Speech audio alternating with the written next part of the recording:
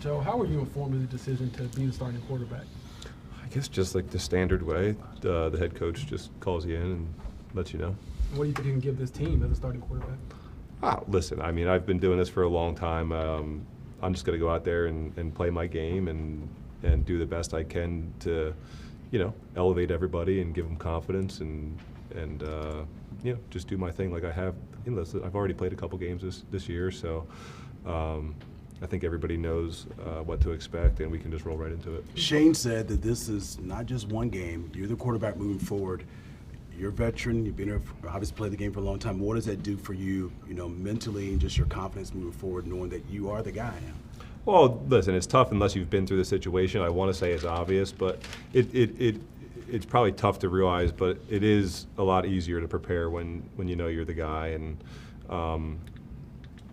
even though you try to keep everything the same when you could be coming off the bench, just mindset-wise, there's something that changes just that little bit. And I think in terms of playing consistently after this, it's just I think it just gives everybody clarity, in the building and and the guys on the team that they know what to expect, and you can kind of jump. You can just dive in and know what you're getting into. Joe, you're a pro and you've been through delicate situations before, but just how do you kind of navigate something like this with Anthony, a young quarterback, probably going through this for the first time? Yeah, listen, you just come in. Everybody has the same goal when they come in this building, which is to win football games. So it stays the same. Listen, I think the thing we got to remember here is Anthony's really young. I think it would have been.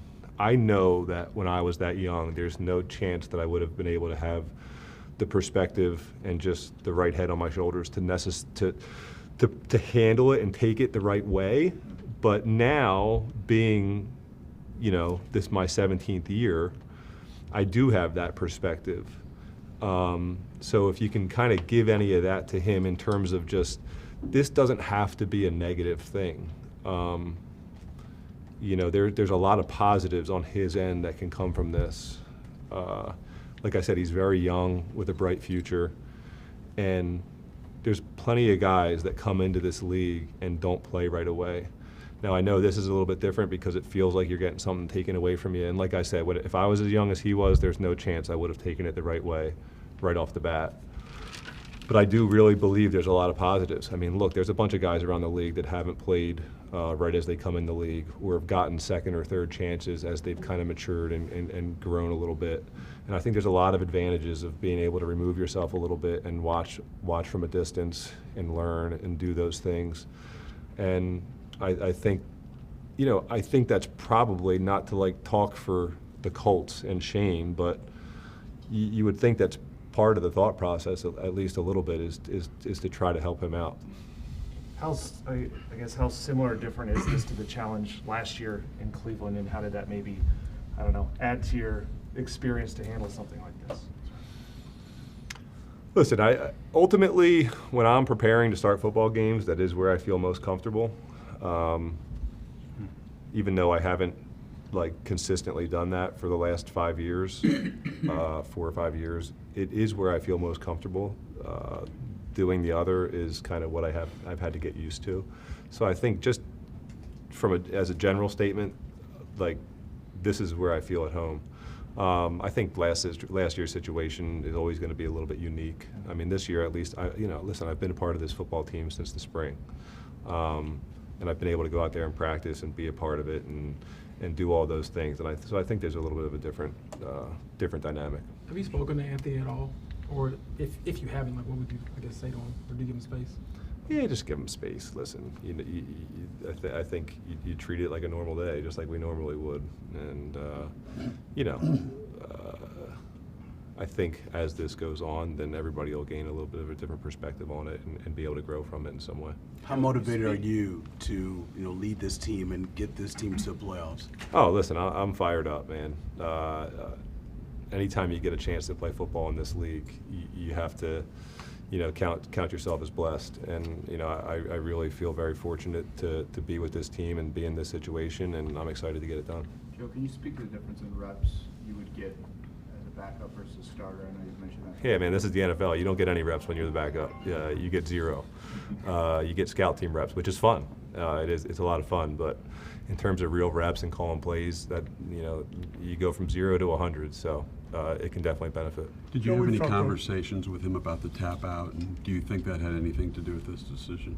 I don't, and I didn't. Listen, I mean, he was in the heat of the moment in the game, and I think that's a situation that he looks back on and he'll grow from as well. But I don't think there was anything malicious in that. It just kind of one of those things that he'll grow from.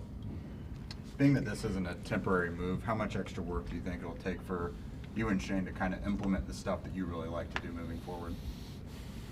That's one of those conversations where you just got to go out and play well, and then everybody just thinks you do it right away.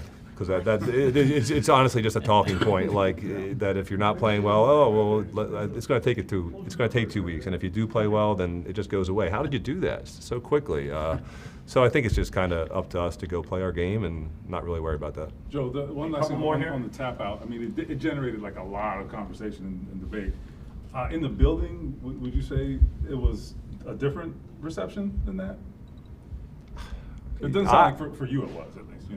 I didn't realize that it was generating all that because you kind of come in here and you're in your own world and you don't pay attention to all that. And in the building, it felt like a normal Monday, normal Tuesday. So, Joe, you were the franchise quarterback in Baltimore. Got supplanted. Obviously, you're in the spot now to start again. I guess you've been through it. How does Anthony, I guess, maybe not look at this like the end? I know he's young. Yeah, I touched on that earlier. Like I said, it's tough, until you go through it yourself. I mean, you can listen to other people and try to see their perspective and have that help you throughout this process.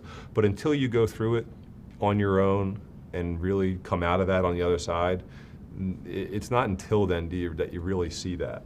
So, hopefully he hears this, and I think he's got like I said, there's positives that can come from this. You grow in so many ways from little things like this that you think are setbacks, but really they're growth opportunities are going to propel you forward. So listen, people can tell people that all day, and it never seems to really hit home until you just go through something like that yourself. Like that's why doing hard things, like if you listen to people, do hard things. It'll help you grow in some way. You don't necessarily know how and why, but you do hard things, you put yourself in those situations, and you grow. Well, guess what? The NFL is a really hard business, and really hard decisions have to be made. And then as players and coaches, you have to go through those things, and you're kind of on your own to a certain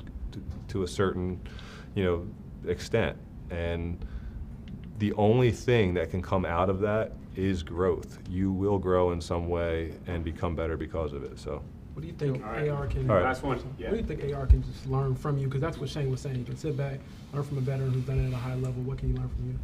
Listen, I think most people, like having kids, they learn by what they see. They learn from example. And sometimes when you have kids, you can point to bad examples and say, don't do that. But there's a lot of times also where you can just look at somebody that's doing things the right way and say, look at that. And I think there'll be things that you can pick up on both ways, but ultimately I think that's the thing that I can do is just go operate like I know how to operate, and you kind of just get that from being around guys that do it, a certain way.